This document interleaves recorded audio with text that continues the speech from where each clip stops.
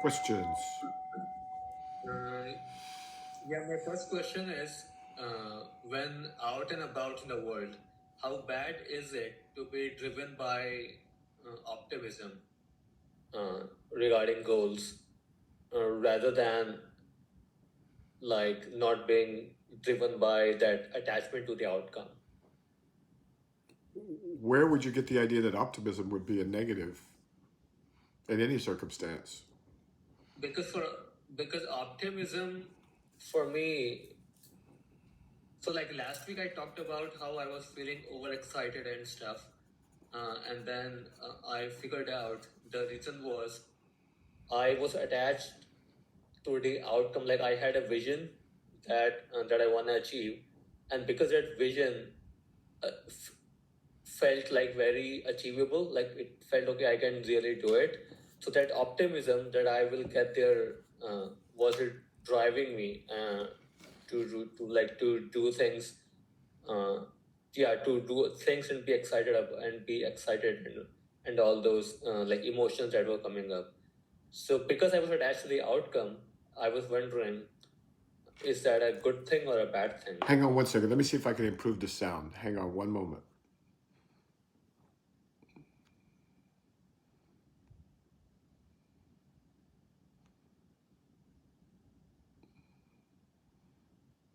David's iPad disconnected.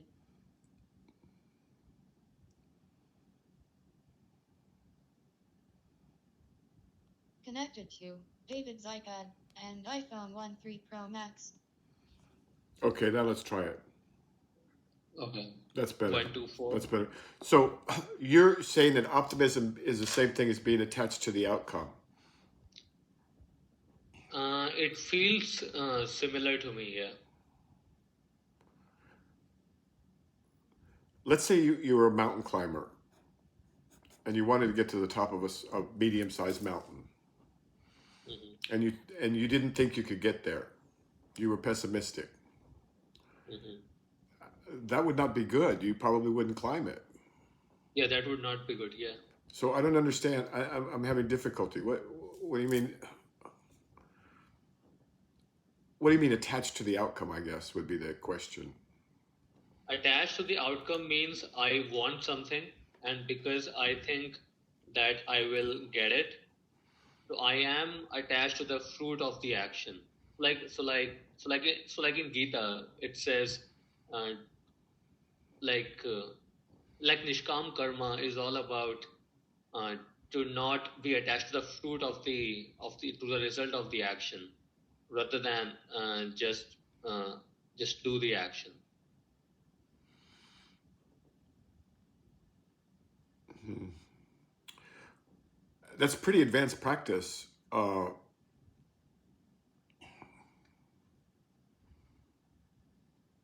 I'm trying to decide which way to go with this, because with complete insight, it's illusory uh, actors, an illusory outcome, and there's no reason to get excited or depressed. But as a practical matter in the real world, if you don't think there's going to be a good outcome, why would you do something at all? So I Maybe you would need to be more do concrete. Give me an example. like I do a lot of things because to me those feel like the right action in the moment or like in time in my situation. So I do it irrespective of whether I will succeed or fail. Because even if I fail, I was doing the right thing. As long as you do it and you do it just as well, I suppose you could do it without. Yeah, you can do that. That's an advanced practice. Good for you, I suppose. Okay, so it sounds like being driven by optimism is not a bad thing or that bad of a thing.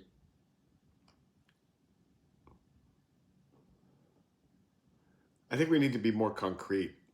And I'm not sure if we. I got to make sure we're using the word optimism in the same way. What does optimism mean Okay. to you? So to like I will give a concrete example. So like let's say I want to make a like I want to like do stuff to make a lot of money, and then I see that okay, I if I do this and this and this, I will be able to make a lot of money. So I will be really optimistic about it, and I will be driven to do that because it feels very realistic. Well, as you know, it's not a zero-sum world, right? So if you make money, that doesn't mean somebody else loses money. That's very important. Many people don't understand that, and that's why they don't make money, because they have a neurotic idea about what money is. They don't realize that we can grow the economy and grow the amount of everything, and that it's not one person gets and another person loses. It's both people can win. So you understand that. So you're more likely to get wealthy. And what happens if you're wrong and you lose, right? Is that going to destroy you? Mm, I mean, No, it it's not. depends. Mm, Well, I mean, you're not going to bet everything on one optimistic feeling. Yeah, yeah, yeah, yeah. I think you need a certain amount of optimism. I don't even know if optimism is the right word. If you're, let's say, you're not involved, take yourself out of it altogether.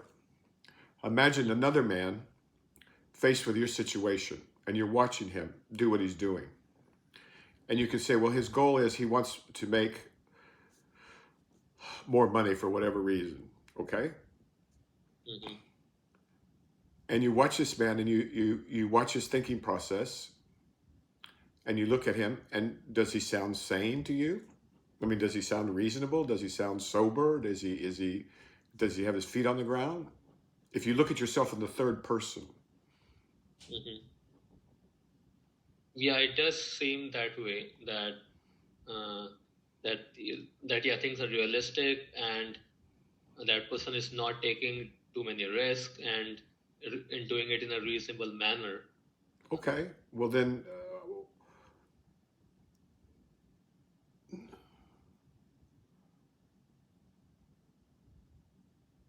I guess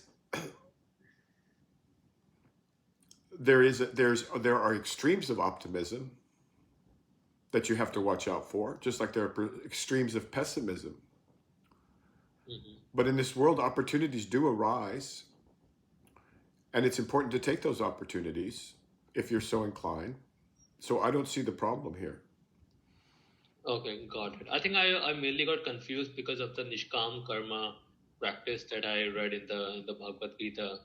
I Well, got remember confused. the Gita and many of these other texts were written at a time when the world was actually quite impoverished, and it was a zero sum game. You know, there was only enough food for to feed the village, and maybe not even enough then, right? Hmm. And so if one person took too much, somebody else would suffer. But that's if you Hmm. have a limited supply, right? Now we're in a world that's headed, if we do things correctly, towards extraordinary abundance, and so things are different. So I think you may be overthinking this. Okay. Now, usually people come with the opposite problem of pessimism, right? Nothing will work Hmm. out, nothing, da da da. But as long as you're willing to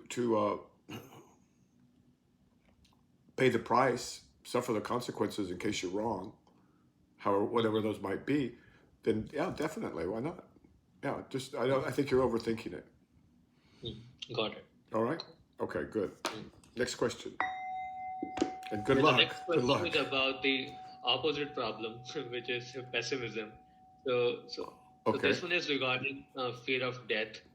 Yeah. So the way I approach it now, compared to like few years ago when I first came in to you. So now when I, so now when I think about death, like, or when I think it, so the idea that comes up is I have lived a good life and I feel like it has been good, and there's nothing much left to achieve anymore that I crave. So even if I die, then that's fine, and if I don't die, then that's fine too.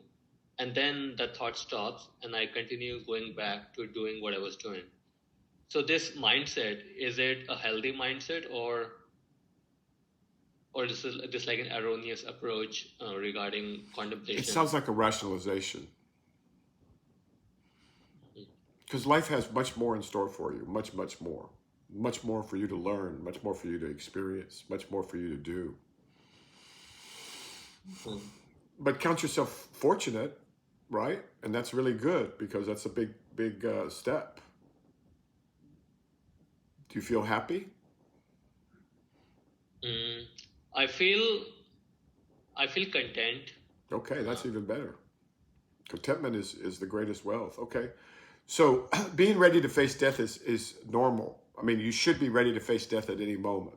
One must live one's life as if any day could be the last, because any day can be the last. But in terms of saying, oh, well, I'm ready to die because I've achieved all my goals, I doubt that's true. And that sounds like a rationalization. Uh, yeah, so I don't think I'm saying I'm ready to die. I think it just what you said is correct. It's a rationalization because whenever I contemplate or think about death, I think maybe there's some fear that comes up, and that's maybe a reaction to that rationalization. Yeah, there's okay. To So the thing that really needs to go is your fear of death. That's what needs to go, and maybe that's what you need to do now with your life is under. If you knew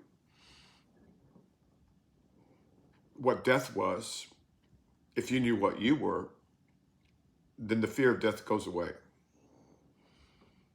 Mhm.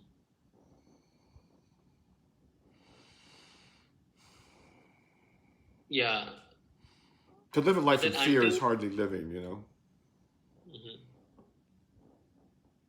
And so, but until that awakening happens, this is how is this how it's gonna be?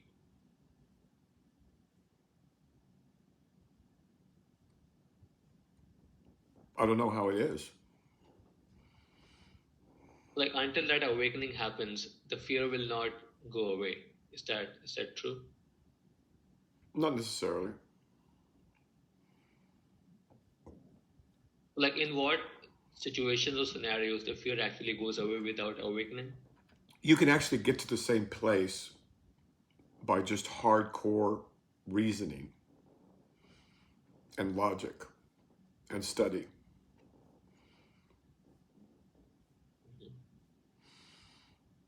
There's a man, Bernardo Kastrup. He's a philosopher and a physicist and a computational scientist, a computer scientist. Brilliant man. And he studied philosophy deeply, deeply. He has a degree in philosophy too. I don't know if I mentioned that. He has studied science deeply, and he's done his own work deeply with a lot of integrity, and he's done it for a while. And he's come to the same conclusion. And the Sufis speak of this. You know, there's two ways to get there. One way is this is the easy way. I mean, that's their way of kind of joking about it. But the other way is through just supreme reason and logic Mm-hmm. and introspection and contemplation. The way that they put it is a way that it's put. I think it's in. I think this is Buddhist, but it could be Sufi. Whether you walk through a drizzle, a mist, for a period of time, or you find yourself caught in a thunderstorm, in both ways you get just as wet. Mm-hmm. So either way, Mm-hmm. and that's a worthy goal in life, no? To understand Mm-hmm. what life on this planet was or is, Yeah, yeah. and understand this world in the context of the universe or universes. Mm-hmm. So good. Follow up? Uh, is there like any text that can help with the reasoning and logic part of it, other than what I am already studying? There are many that can help.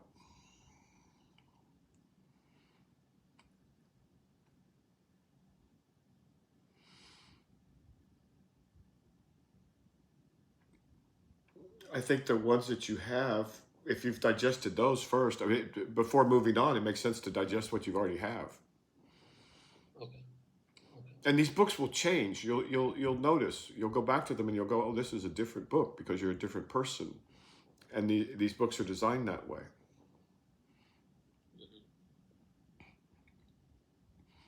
No, this is not a child. This is not a child's task. This is a task of a grown adult. To understand the purpose of life, the meaning of life, the context of life. Not knowing life, you cannot know death. Yeah. So there, it's the same. It's the same endeavor. Follow up or new question? I think another question relating to optimism.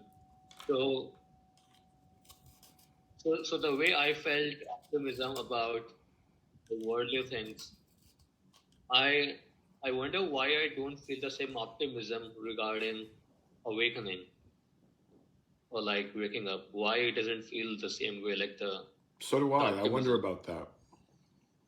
You should wonder about that. It's probably fear. But who knows? Find out. Because it's getting in your way. You might as well feel as optimistic about waking up. Yeah, yeah, yeah. Okay. So that's a very important thing to understand because your lack of belief in yourself is blocking you in your capital S self. Okay? Next question. I have a follow up on that. So with the other things, because logically it seems like I have these things to do, and I've seen other people that they're doing the same things again and again. Because I have clarity on that, on those other processes. So that's where it feels very solid and okay, that yeah, this is what I do and it's gonna happen. Even though there are uncertainties around those two. With waking up or with awakening, Be more concrete.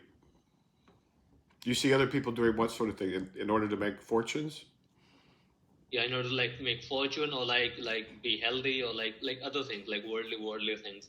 But with awakening or with waking up, it feels like it's a very like a like not it's not a fixed path, of course, but it's also very kind of all over the place. It feels like that, and it doesn't feel.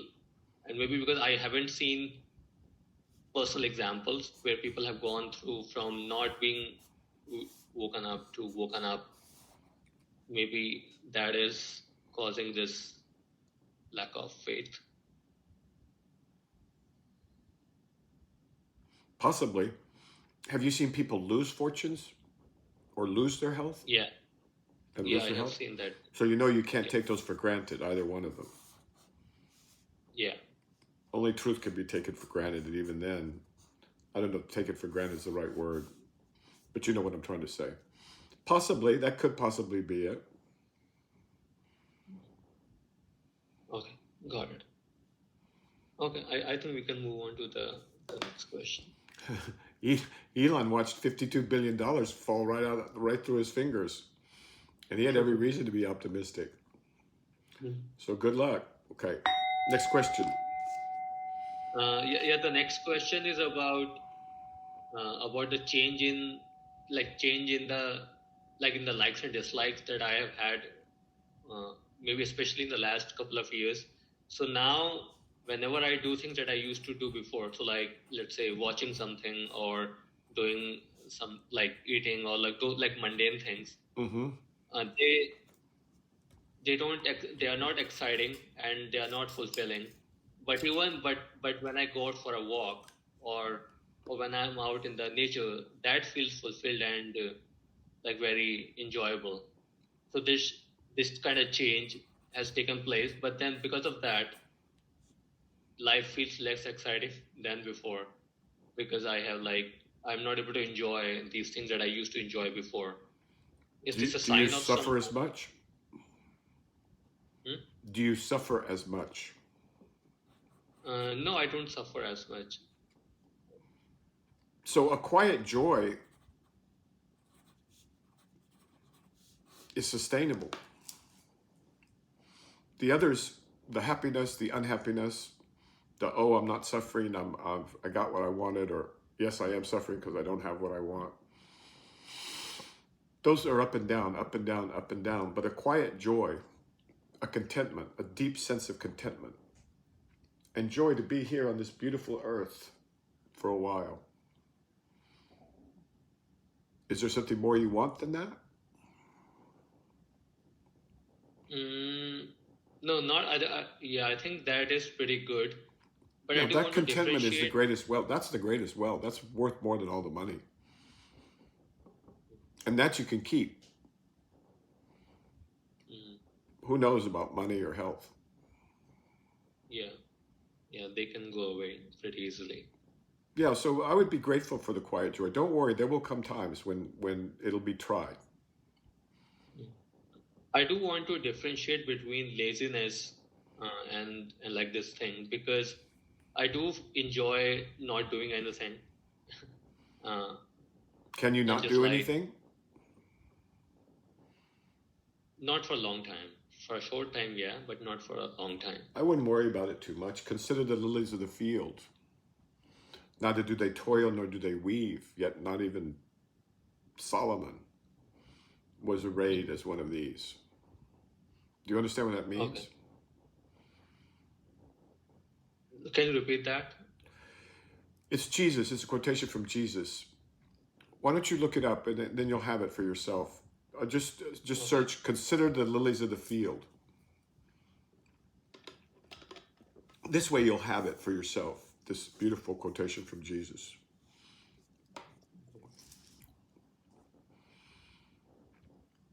And read it out slowly for folks.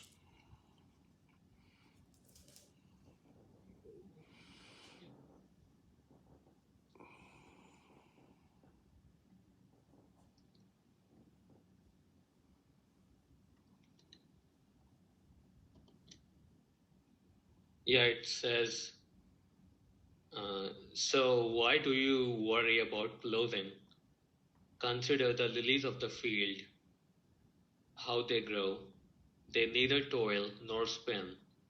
And yet I say to you that even Solomon in all his glory was not arrayed like one of these. It's the generosity of the way. It's the generosity of God. So just when you can lie and not, or when you can stop, or still yourself, and not do anything and just be in that quiet joy, enjoy that. That's not laziness. Mm. My grandmother used to say, all work and no play makes Jack a dull boy, which was hilarious to hear her say, because she wasn't from that. I don't know where she got that. Maybe from I don't know where she got that. But all work and no play makes Jack a dull boy. Mm-hmm. And the same thing goes for relaxation and rest. Mm-hmm. It's actually important Mm-hmm. to be able to do that. Cool. All right? Yep. The next one is from the book Dream Conversations. Oh, yes, a beautiful book, Dream Conversations. Beautiful introductory text or intermediate introductory text on Zen Buddhism. Very short for you guys from the 21st century, so you don't have to worry. And, okay. So this one is from page 27, Studying Intent.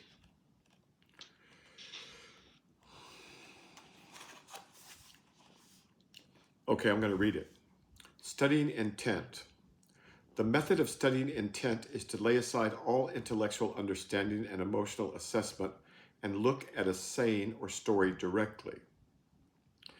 Even if you're reading records of ancient sayings or listening to a teacher lecture, if you forget what's on your mind and open up, not producing rationalizations of what you are reading or hearing, this is studying the intent.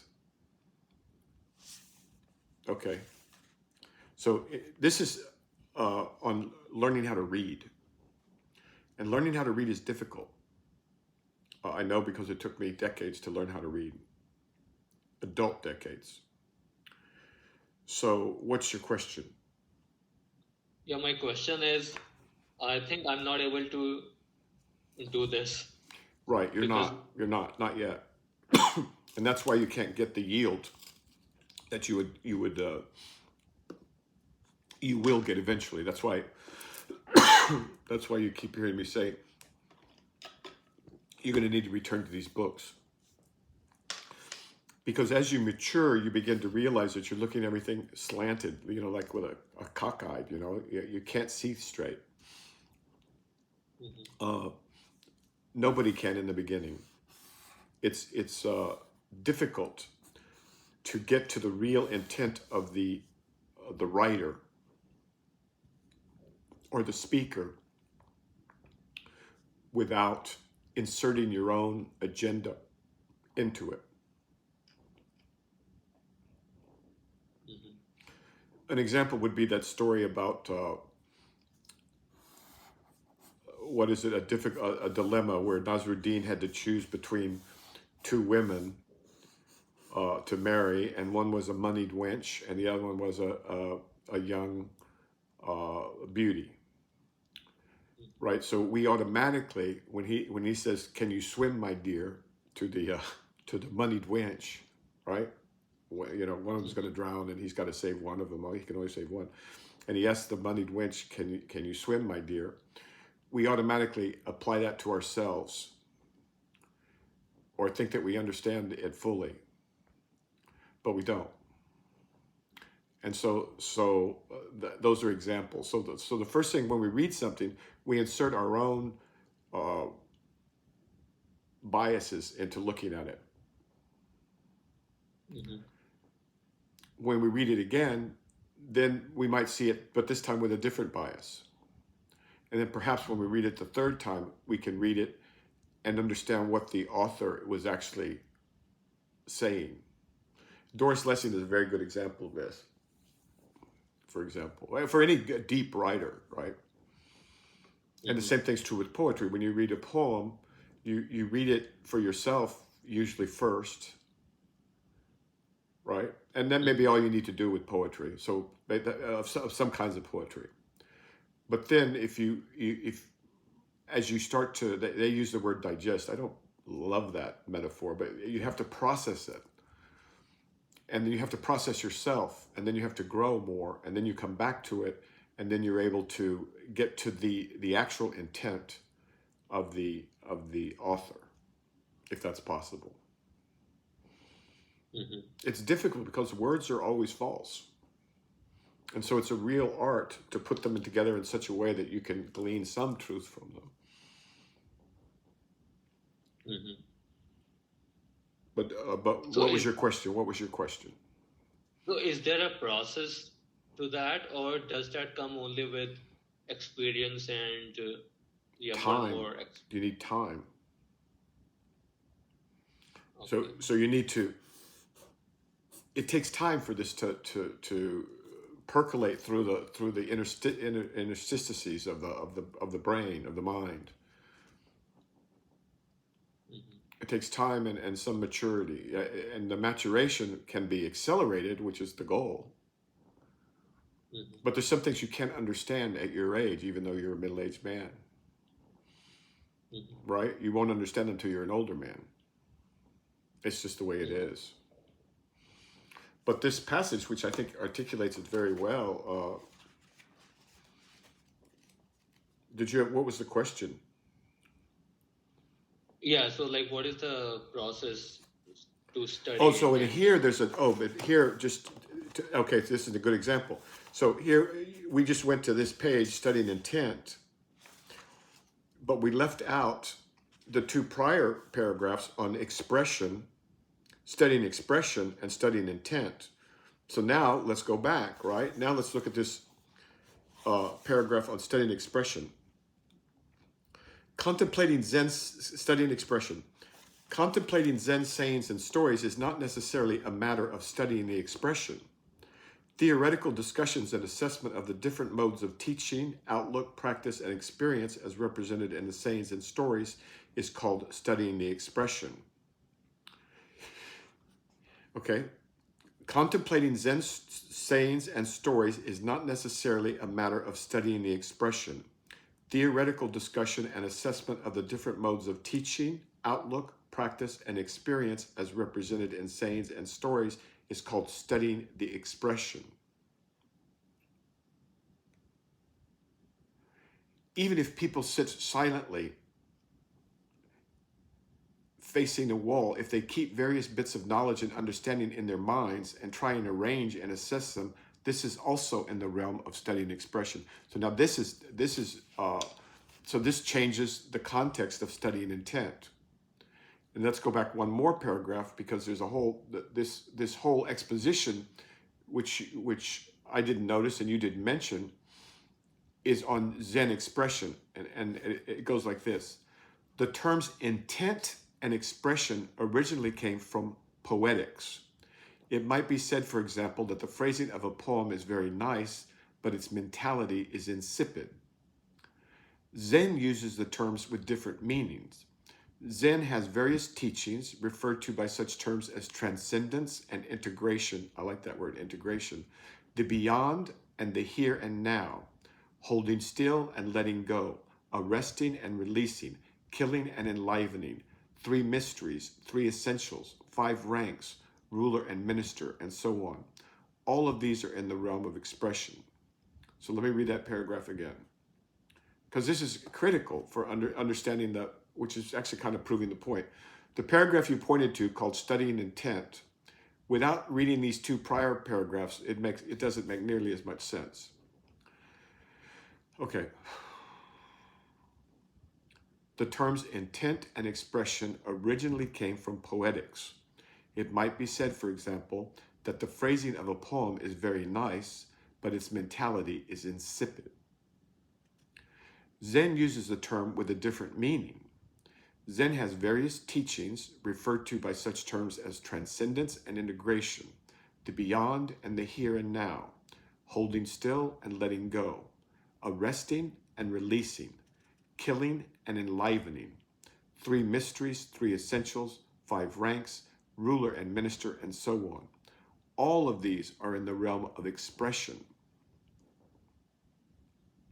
Some uninformed people refer to understanding the definitions of such teachings as attainment of the intent.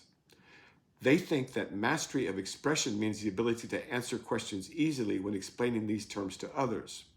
What such uninformed people consider to be the intent is still in fact in the realm of expression. To study in this way may appear to be study of both intent and expression, but is not so really at all. Okay, so this is vital for Zen. And poetics too, and most everything, but in Zen it's especially important. Do you have questions about it? What he's doing here is, go ahead. Yeah, so when I read these paragraphs, it basically, I basically realized that all the study that I have been doing is only in the realm of expression. Very good. Yes. Very good. Excellent. So these are instructions on working with koans, and they're written by 2 masters. One is Muso Kokushi, and the other one is Thomas Clary. They're both masters of the art, and they're giving explicit instructions on understanding Zen koans. And yes, you have heretofore focused on the expression, not on the intent.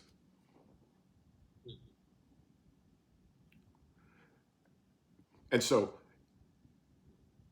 you could say, for example, let's use Jesus, a parable of Jesus, the one that we used, the lilies of the field. Now, you could explain to someone else, oh, well, that's a metaphor. Jesus is using a metaphor for, not being too concerned with your clothes, right? Because if you look at the lilies, they already have these beautiful clothes, and one should try and be more like those lilies that neither, they don't toil, they don't work, and they don't weave, and yet they're just fine, right? That's the expression.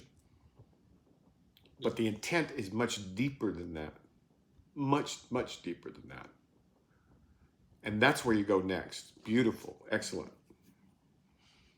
Mhm. And so with the But then how? parables of Jesus and with the Zen koan both, Jesus actually spoken many times in essentially koans for a number of reasons. They're portable, they're memorable, they cut past a lot of neurotic, egoic defenses. This is the true art of a true teaching master, which Jesus was, right? And so to get to the intent is vital. So when I study, then how, in my current state, how can I start getting to the intent? Okay. Before you do that part, you need to start reading in a more mature manner, in which you look at a text and you say, let's take this book. You think, okay, when was it written? Who was it written for? What was the state of the people that it was written for? And what was the author trying to do at that time with those people in that culture? And so you don't just pick up a book and say, oh, it says this. You say, such and such said this to such and such during this epoch, in this context, for this reason. Mhm. And this is especially true if you go to like 10th century Buddhism, where Buddhism had become very ossified. It had become like the state religion, and people were going in there like bureaucrats. I mean, it was or Confucianism, same thing, where it became part of the state, and now it was full of bureaucrats and people who were doing it just for personal security or personal gain, or because they wanted to advance politically or something like that. And so some of these masters would come in and they say these really outrageous things, but they were trying to shake people out of their stupor. And the same thing with Rumi, for example, in the 13th century, when the students were all lethargic and not doing anything. And so, are you following? I think we're Yeah. just about we're pressed for time today, right? Mhm. Yeah. So, follow-up questions and we'll stop. But see, that's the point. That's the beginning. That's the next thing you need to do. Okay. And then you need time, right? It takes time also. Got it. So remembering the context for sure. Uh, That's the first step. And then you have to let it rest in your mind a while. And then my experience is that you have to go back. And then when you go back, you realize it says something slightly different or very different. I mean, there's been Sufi stories where I thought for sure I understood it. Absolutely sure. mhm. And then I went back 2 years later and I got the exact opposite message. And then you realize, oh, I see, there's more to it. So it takes patience, time, and discipline. And then you have reason to be optimistic. Mhm. Because this is more difficult than making money. Mhm. Okay, Yeah. sir? Anything else Got it. before we stop? Yeah, I have one last question. Okay. This is from page 32. All right. Uh, but I think this is a very like a big chapter. It has like multiple pages. The thing I wanted to focus on was inner communion. This is like the first paragraph from page 33. Like aspiration that is only in the realm of belief. Aspiration that is only in the realm of belief without this inner communion is what Scripture refers to when it says, this aspiration for enlightenment arises and passes away, is transient. It is not the permanent, indestructible essence of enlightenment. Yeah. What's the question? So yeah, so like basically in these pages they are differentiating between superficial enlightenment and true aspiration for enlightenment, and they talk about inner communion, which I don't get what this inner communion. Right. That's true. You don't get it That yet. is very So now good. you need to think about that. Okay. There's an inner Okay. communion. There's a and you don't maybe you don't recognize it yet, but most of the work we've been doing in terms of technique is designed to foster that inner communion. But to get to that inner communion, there has to be a deeper understanding. But now we're getting to some good stuff, my friend. Really good stuff. So do you think communion, Okay. what is communion? Communion between what and what? Or communion between what, so this you need to do on your own. But it'll be a very obvious later. It'll be very, very obvious later. Got it. Okay, sir? Anything else? Yeah. No, that was it. All right, good. Take good care. Cool. Thank you. Ciao. Bye.